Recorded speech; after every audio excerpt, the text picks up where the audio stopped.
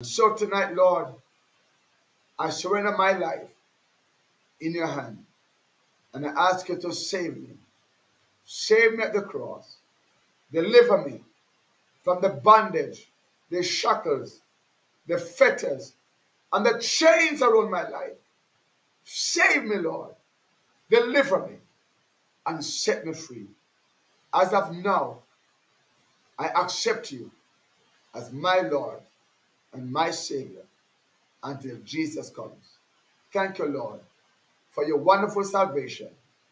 In Jesus' name, amen and amen. If you have prayed that prayer, believe in God. We believe God that a new day has dawned in your life. Believe on the Lord Jesus Christ, and thou shalt be saved. Deliverance is in the hand of God, open, prepared, and ready for you. Receive it in your life and watch God transform your life from sorrow into joy.